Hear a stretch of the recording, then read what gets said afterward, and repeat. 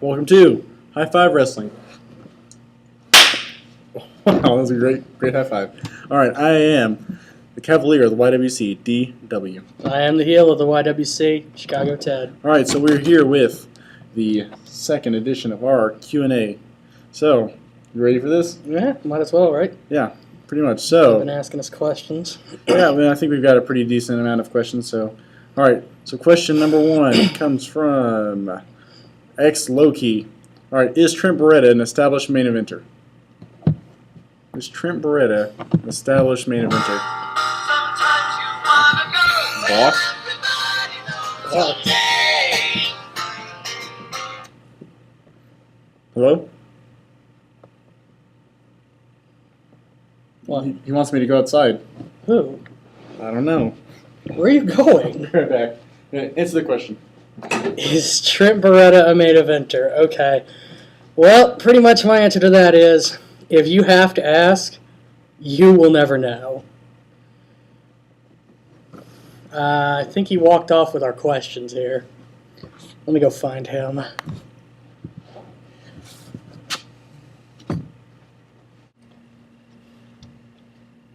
Better get the flashlight. DW, what happened?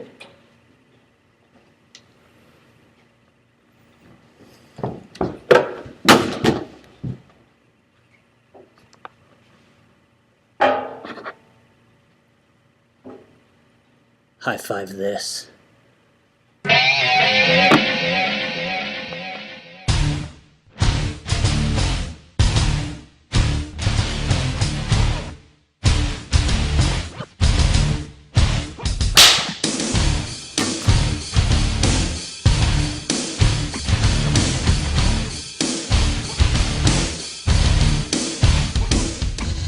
We're back! Yes! Yes! Yes! Yes! Yes! Yes! Yes! We're back! Yes! Yes! Yes!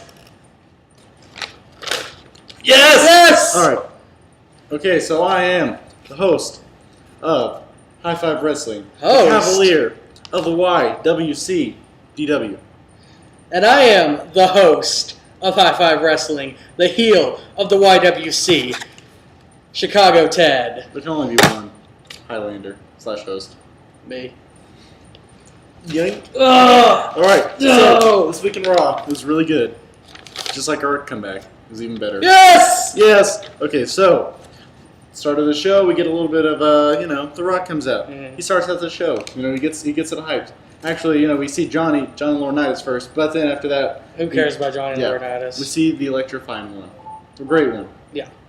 most entertaining man in all of sports entertainment, Mhm. The Rock. Yes. What do you think? He came out claiming that the victory over John Cena was just the beginning and that he wants a title again. Interesting. Will he ever have another title shot? I mean, according to him, yeah. So I think what we might see is, him or Cena maybe winning or I guess maybe him winning the Rumble. Maybe you see him and Cena again at WrestleMania. Now, the Rumble is 10 months away, roughly. Hey, he doesn't. I mean, it's April, so 9 months away, but he's not going to work a full-time schedule anyway. I guess, but having him come back and winning the Rumble would be a bit much. I say it won't happen. I say, I mean, I understand he wants a title, and they might give him a title shot, but he's too old to be carrying around the title. It's one reason that Chris Jericho lost at WrestleMania. Man, I disagree because Rock he's 41, I think. Mhm. I'm pretty sure he's. But in terms of wrestling, I mean, like, how old is CM Punk? 26? 27? He's a little older than that, I think. But The Rock, he's in great shape. He's in better shape than 95% of the guys backstage, and like in the whole roster. I suppose so. But So I mean, he's in great shape. He's a great wrestler, technically speaking. He knows what he's doing. He keeps the crowd entertained, and he's more entertaining than. I mean, I would say everybody in the roster. Maybe CM Punk is the exception on that, but he doesn't have much competition. So why not give him a shot if he wants it? Mhm. He can go another few years. I'm another few years.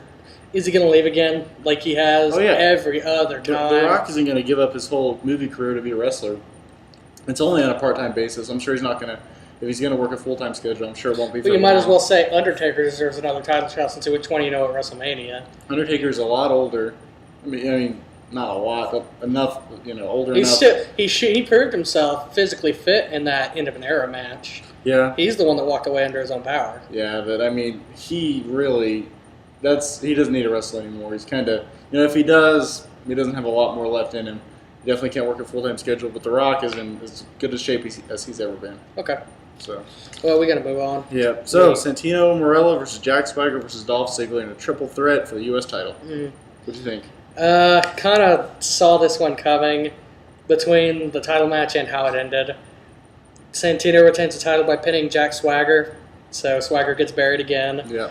Dolph back Which on the I'm mid-card. okay with. I'm okay with. Of course. I subscribe to Jack Swagger not getting anything. Yeah. But is Dolph put back on the mid-card considering he went for the U.S. Championship, which he relinquished, lost to Zack Ryder so that he could pursue main-card dreams? I mean, with the big return that happened this Raw, also, you get The Rock, and with Cena, and you get Orton, and Kane's rising up, and, I mean... Could they be burying Ziggler again? Ziggler he's being outshadowed, he's being overshadowed quite a bit, he's... he is definitely an entertaining guy. They need to give him more time, and I think if he breaks away from Vicky, I think he could go in the main event, but he's never really been in the main event necessarily. I mean, it's just bits and pieces of him being in the main event. So for him to really break out, I think he's going to have to, break up with Vicky. Yeah. Okay. But yeah, I think so far he's being pushed down a little bit. Brodus Clay saved Santino Marella from a post-match beatdown at the hands of Ziggler and Zack Ryder.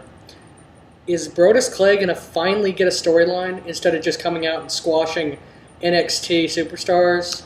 I hope so. I mean, Brodus Clay, he's an entertaining guy. Mm-hmm. So, but I'm over my initial hatred of his. Now I'm just kind of, we pumped him for nearly a year. He comes, and then still 4 months in, nearly, he has no real storyline. He's been slumming it in superstars and NXT. You haven't really seen him on Raw very much. Yeah, I agree. But I think that put him in the storyline would be good with Santino. Even that'd be a fun tag team. That'd be a way to get both of them. I would like to see Santino Brodus Clay as a tag team. Yeah, they waste half as much time as it would separately. And you could beat Epico and Primo, change up the tag titles, who I assume won because we didn't hear anything about it in the dark match at WrestleMania. We didn't hear anything about the tag titles changing hands on Raw. Yeah, I don't know what happened on that. I mean, they pumped it when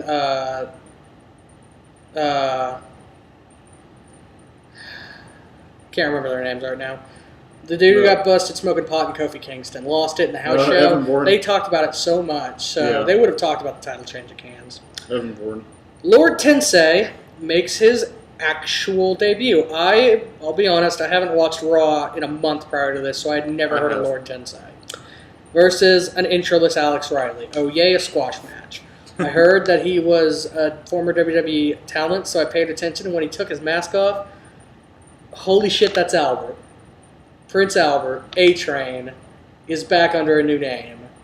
Lord Tensei, whatever, looking I thought it was Tensaki. white as all hell. Yeah. Under. It's good to see A-Train with that back hair. That's all I still think those stupid studs in his like those little Viper Bite studs he's got look stupid. Yeah. Ridiculous. Well, I don't like the tattoo. Oh, so for the dark match, I believe that it was. I think they were bumped off the card. Maybe is what I was looking at, but I'm not totally sure. It looks like maybe Dean Ambrose did the dark match for that.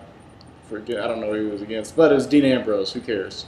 You do, because you made a sign when they came in February asking where's Dean Ambrose. That's right, because Dean Ambrose is the future. You just said, who cares, and now you're calling him the future. Pick a side. No, I'm saying like, I'm not saying it like that. Uh-huh.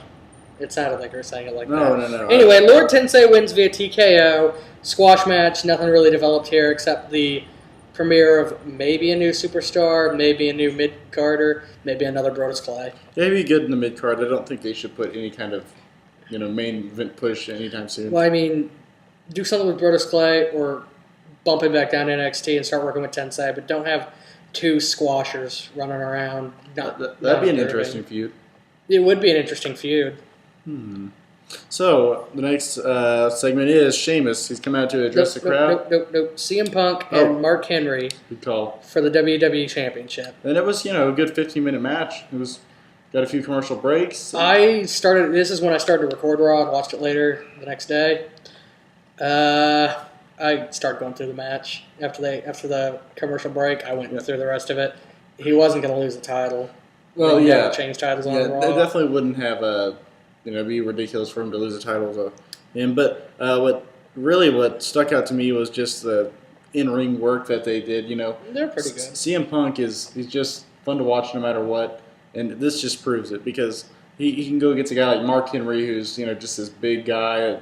Can't move around that much, but he's still. Mark Henry's good, but man, they just put on a good match. And then afterwards, I think that's what made the show. Okay, Chris Jericho comes out afterwards to try to make CM Punk an alcoholic after Mark Henry attacked him. He ended up pouring what looked like an unmarked bottle of Jack Daniels on him, then tried to kick him in the head and slipped and fell. Yeah, that was awesome. The greatest botch of 2012. Agreed. Possibly the greatest botch of the last 10 years. And slammed the bottle on his head. That's pretty awesome, too. Sheamus comes out to address the crowd, and Alberto Del Rio is back. I hate Alberto Del Rio.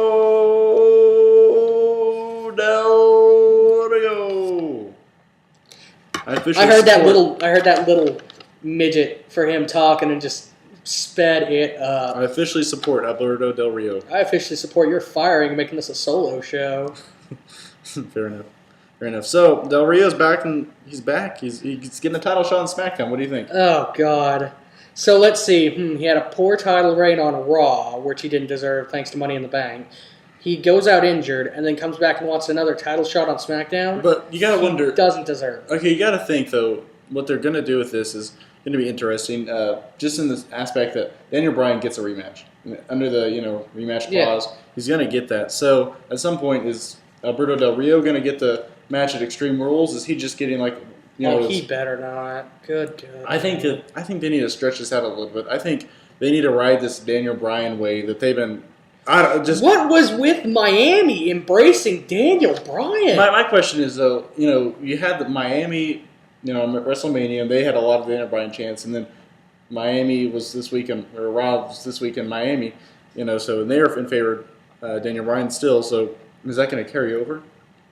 I don't know. I think the yes chants will. Every match at WrestleMania, every match during Raw, and every talking segment, they chanted either Daniel Bryan or yes, or in Alberto Del Rio's case, they actually chanted C.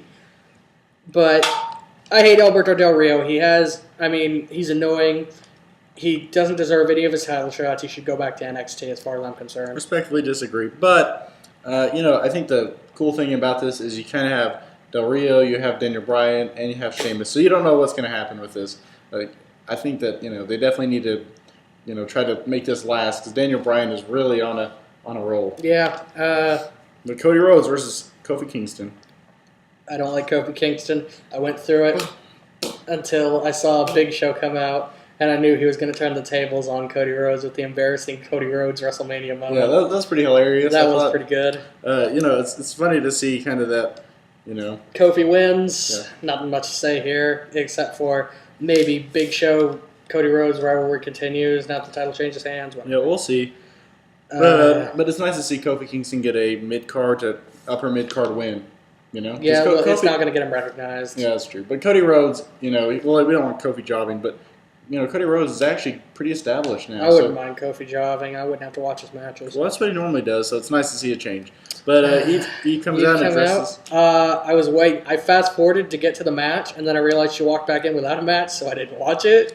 Yeah. What did she say? Okay, I watched it, and I don't remember because it was uneventful. I forgot what she said. It seemed like she was going to talk about. I remember them. She talked about Zack Ryder, and then she talked about John Laurinaitis, and that's when I was like, all right, I got my stopwatch ready. We're going to get to the match, and then she turned around and walked back in and went to the announcers, and I'm like, oh, well, I guess there's no match. Well, it's fine by me.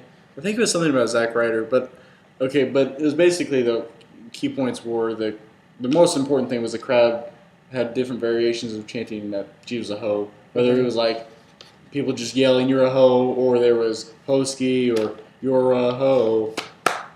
There was a lot of just, I mean... As much as they're trying to get me interested in the Divas division, I really just don't care. Well, yeah, I don't care either, but it's kind of funny just to see this character, Eve. I'm glad to see that she's not just Eve's like best friend, or not Eve, Eve, the sorry. faceless diva like the rest of them are. Yeah, I'm just glad she's not Kelly's best friend, and that's like the most thing you know her for is, oh, she's Kelly's friend. So it's nice to see her break out a little bit. Eve goes heel by kicking Zack Ryder to the curb, who I didn't like in the first place. So you're supposed to go evil by tormenting someone I didn't like in the first place. You're not even on my radar. Get out. All right, so The Miz versus Zack Ryder. This is kind of, in lieu of the Team Johnny versus Team Teddy. I just kind of went through it. I watched it at 2 speed, but I wasn't honestly interested. Well, it wasn't like that great of a technical match. I think it was, definitely could have went on longer, especially how over Zack Ryder was in that Miami crowd. But it's nice to see The Miz maybe getting some kind of push back to the main event because it's a shame to see him. I would much prefer The Miz to get a push than Alberto. Yeah, I don't want The Miz to be Jack Swagger status. So, it's good to see. I don't think he is. Jack Swagger is his own status, and that's not a good thing. The Miz, he's still undefeated at WrestleMania. If you want to be technical about it.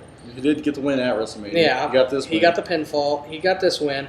He's not getting buried. He's just not getting a push that he needs. What they need is a new title on Raw. Well, they need a new in between the mid card, upper card, mid upper title. It'd be nice for a hardcore belt. Or move the U.S. to a mid upper, the hardcore. I can see Miz being a hardcore champion. Yeah, or put the European down to the mid, or bring the European back, put it as a mid card, and make the U.S. title the version of the Intercontinental a mid upper. It's a title to be taken seriously again. Well, right now, the U.S. title is just a joke. Well, what they should do, maybe to make it relevant, is they could just, changing the title to European title or whatever won't really do anything. They just have to, feature that title a lot and make it a real, competition. Make it a wrestling match. Don't make it. Admit they could use more titles.